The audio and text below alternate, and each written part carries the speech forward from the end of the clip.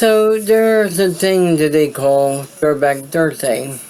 I saw a line on Twitter that was trending called Thirsty Thursday, and that kind of seems to fit because, you know, I drank, I drank 2 Mountain Dew Ice today, and this is my first can of Pepsi. I drink Pepsi product. Always have. I never did like Coke. But I want to talk about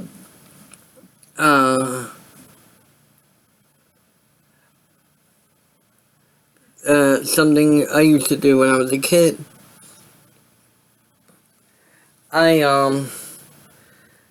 I said in my last video that I made that was about Elijah Cummings passing, where I said the majority of my childhood was spent in Baltimore. Part of it was also spent in the mountains of Garin County in western Maryland. I lived in a town called Deer Park. Many Marylanders or even people throughout the country have heard of Deer Park spring water. Well, that's where it used to be made.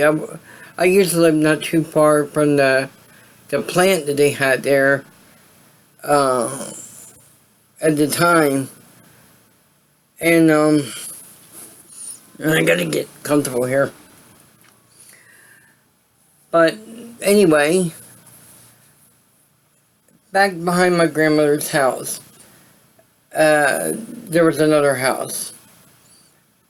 It was like maybe a 1-bedroom at the time until my uncle moved in and converted it into 3 bedrooms where his girlfriend had, let's see, 2 daughters and 2 sons living with her. So the daughters obviously had to share the room, and the sons had to share a room, while my uncle and his girlfriend shared one. But anyway, in the back behind there was these hills that we used to call the coal hills, like coal that you put in trains to keep the engine run. And this was like alongside of a train track. The house that my grandmother lived in and owned was literally, when you come across the train track, the house is right there. The only thing separating it was a driveway. That driveway led back to the house where my uncle was living. And so that road would go on a little further to where you would find the coal hills. And I used to do digging back there when I was a kid. I used to, wanted to try to dig my way down to the center of the earth if I could. I mean, you're a kid, you don't think, oh, this is a waste of time. Kids can be adventurous. At least I was. And in the wintertime, I used to go back in those cold hills. And along a stretch of it, you have a bank where it slides down. And it goes down into what my grandmother called the Shit Creek. And she called it the Shit Creek because the house that she owned was owned by a man who swam in that creek and got polio from it. Of course, he eventually died, I think 1984, which is when she bought the house from him while he was still alive. The house was basically 2 into 1. On my grandmother's floor, when you go into the house, you would go to the first door on the right hand side. You could keep going straight, but that straight would lead to a door that would be a bedroom. But anyway, you go into my grandmother's house. When you go in, you have a kitchen table that sits right there. And then to the left, you can see the sink, refrigerator, stove, all in that order. And then beyond that, there's a door that leads to a bedroom, which is the exact same bedroom that I just described, that you could go straight, in the hallway of the house when you're coming in. But when you go back a little further, to the left, you got to go straight to go around the bed and go through a door. That would be the bathroom. But when in that bathroom, when you turn to your right, you could see another doorway, which was, used to be a bedroom. But she basically used that room for storage. But when you go deep into the rooms, as far as you can go, there's a door on the left-hand side that leads you to another bedroom. And when you go to that bedroom, if you were to take a right-hand turn, it will lead to a doorway. That doorway to the same bedroom that I just described twice. Once if you were going to come in from the outside, or if you were going to come in, from the hallway, or come in through the kitchen. It would lead to that same doorway. But if you go straight, we see another doorway. That leads into the living room. But if you go back to the main entrance of her part of the house, where I said when you go into when you open the door, you see the kitchen table, and then you have like a stand that she had that would be used for her coffee maker, and then another cabinet where she would keep the microwave. But anyway, if you go straight past that table, you're going to come into the living room. The exact same living room as I described when coming out of bedroom number 3. So that's what her first floor looked like. There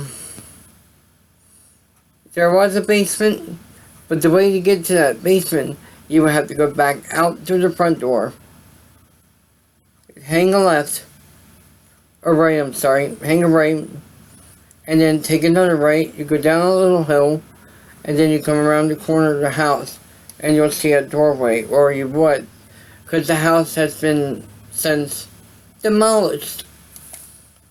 I would love to recreate that on Minecraft, if I can ever get the game back, and show it to you, in graphics of what it was like. But you go down in there, and there's a basement. It was very cold, very dark. I know that there was a doorway that could lead you up through there. I'm trying to remember what it... Oh, I think it was another doorway beside the entrance of the hallway as we were going into the bedroom, the way I was just, explaining. So, there is no doorway that would lead you down into the basement. It was very cold, very dark, nothing but concrete. Now keep in mind, this house was built back in the 1800s. So, that's basically a mental tour that I can give you what the house looked like. And if you see me keep looking up, it's because I'm looking at the baseball game between the Astros and Yankees. I really hope the Astros win this series and come back to the World Series. They're of all the teams that are left, they're the ones that I'm rooting for to win it all again. So anyway,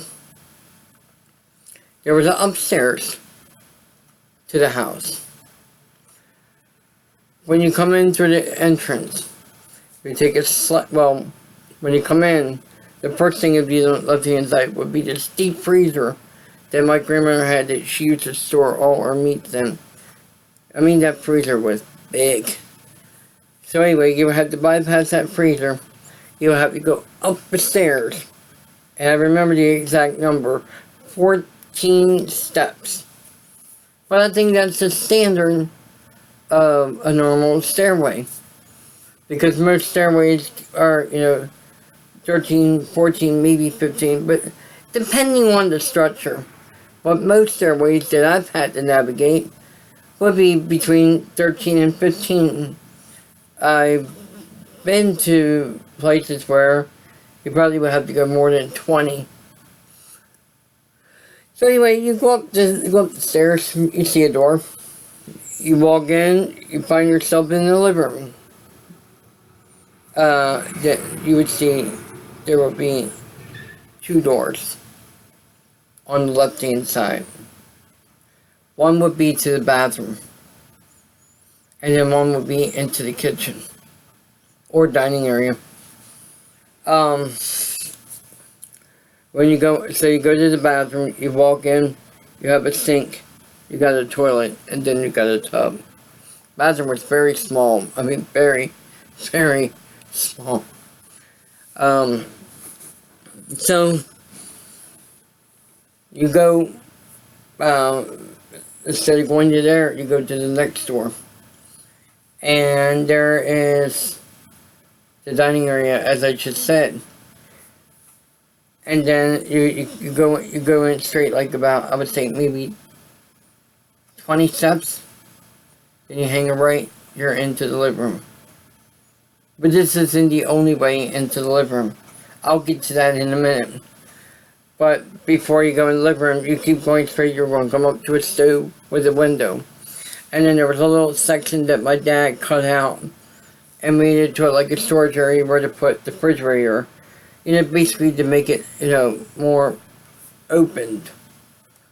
So, he did that, and we had gas stoves, where you turn on and you see a blue circle of fire when you turn it on. All 4 burners. So back up like about 15 steps, maybe not 15, maybe about 10 steps from the stove. And you take a right, you go into the living room. And in the living room, you got 2 windows. One on the right, and the other straight ahead that will be onto the corner, which will be the end part of the building. But when you go into the living room, instead of taking it any direction, if you took a sharp right, there's another doorway. That leads into a back bedroom, a very skinny one. I would say that room is bigger than the bathroom that I have now. So, it was a very small, narrow room. But that wasn't the only way you get into that room. So let's backtrack through the living room, back through the kitchen, and into the hallway as if you're on the stairway. So instead of going towards the kitchen, you take a right. If you were to go straight, you would find another open space for like towels and toiletries and stuff like that. And then there will be a door to go up to the attic. The only way you can get in that attic. Anyway, you take that sharp right. You're coming into the first bedroom. This used to be my sister's bedroom when she was born. But when you walk in, her crib would be to the left. But if you go straight, you'll come up to my parents' room. Now this particular place, I had 3 different bedrooms, using one at one certain point of a time or another.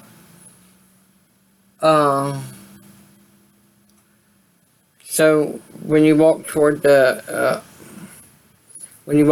crib, you would see 2 doorways. The one that so as you were going to walk straight, you come to a door that would be neighboring to my parents' room, would be my room. That was, basically my first bedroom I ever had when I lived there. But that's where, because you would walk in, you would see my desk. I didn't have a computer at the time, because we're talking like 1988. 31 years ago. Man, I cannot believe how long that ago. That makes me feel old just even thinking about that. So, I had that room rearranged like 2 different ways. Because like I said, you have a desk there. I would have the bed, on the left-hand side. And then, or when I rearranged it, I would have it, up against where you can have a window. I would have my bed up against that during the summertime to keep cool at night. So that was my first bedroom. But you back up toward my sister's crib, and you take that left-hand turn as we want to get to the back part of my sister's bedroom. There's a doorway. When you walk in, it's another bedroom. But there are two bedrooms that, have one on either side. The one that would be on the left is the one that I just explained how you would get in there through the living room. So, that's covered. But if you go to the right, there's another bedroom.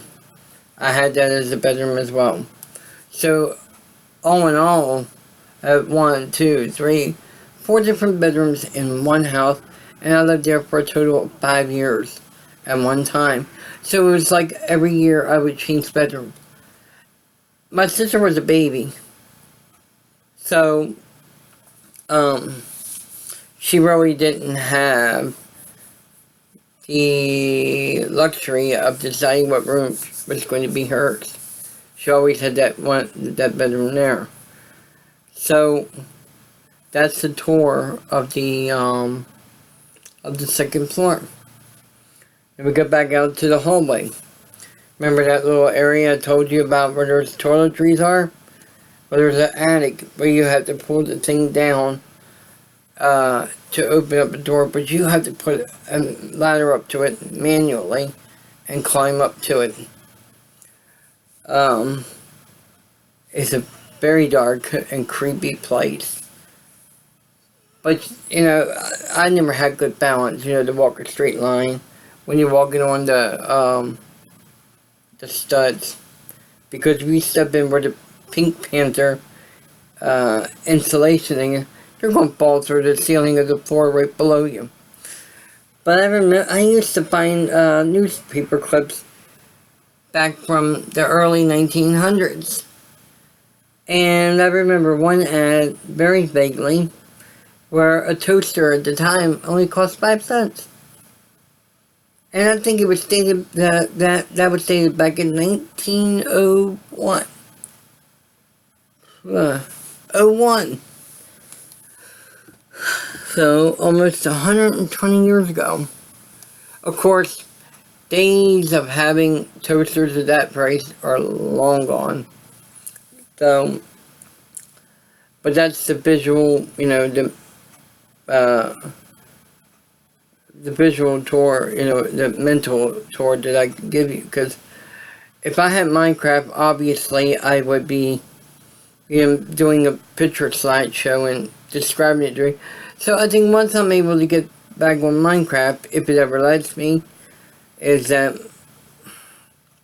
I can, show you guys what that apartment was like. But anyway, if you go back into the kitchen where I talked about where the stove is, and you've got a window. Well, if you look out that window, you can see off into the distance of those coal hills where I used to go sled riding in. Now, when I went down those hills, there's that creek that I explained that my grandmother called the shit creek. I never landed in that water. I've been through it, but I never landed in it. So when I landed in it, I had to hurry up not in it from sled riding, but like during the summertime when I would lose my footing, I would have to hurry back home, take a shower, and make sure that, that try to get myself cleaned up from that, because I didn't want to get the polio. I didn't start walking until I was 5 years old after I was born. Because when I was 6 weeks old, I had a high fever that was around 105. Which should be fatal for infants, but it wasn't. And there was a ventilating system in the hospital, which it was the virus in the ventilating system kind of collided with the with the high fever that I had, and I ended up getting seizures from it. And then 2 years later, I was declared disabled. And, doctors told my mom I was never going to walk. I was never going to walk. And, well, we know how that story is, because I can walk. Every step I take, it's a, true testament that doctors are not gods, nor should they act like they are. Because they act like they know everything when even doctors can be wrong. But anyway, I didn't want to get that polio. So that's why I rushed home, got myself cleaned up from that. And so then, kind of from that point on, I never, walked alongside of that. Walking through the woods, like just as a kid, you're imagining you're walking through a wilderness, Maybe not a wilderness that would be as big as what Minnesota has, or Oregon. And those are 2 of the 48 continental states that I have never been to. I've been to 24 states overall. The last time I added a new state to my collection of states that I have visited in my lifetime was California in 2007. So, I have never been outside of the 48 continental states in any capacity, whether it's to go to Alaska or Hawaii. One of my lifetime goals is to visit all 50 states before I die, especially the state of Montana, because that's where my grandfather was born. So, I don't know what part, but it would be nice to know what his old stomping grounds was like. I mean, it may not be the same today. But anyway, having fun doing sled riding on those cool hills was always fun. I would love to do that one more time, really. Because I have one more sled ride going down those schools, but I'm not in Maryland anymore. So, I think that's going to probably, be something that I can't check off. Because, come on, adults even do sled riding, not just a kids thing. So anyway, so I thought I would throw a little bit of throwback story, how I used to go sled riding. I used to blue sled with strings to control it. Of course you would have to try to pull it back so you would slow it down so that it don't end up in the shit creek. That's the last time you're going to hear me make that reference. I never landed in that creek from sled riding, but there have been times where I would jump off the sled because I knew it wasn't going to stop in time, and the sled itself would end up in the creek. And then we, of course, have to water it down so it could be safe for the other kids to do their thing. And it goes, by kids, I was referring to my uncle's girlfriend's 4 children that she had living with her. So, I even have cousins from nearby communities like Swanton that would come in, which is close to Deep Creek Lake.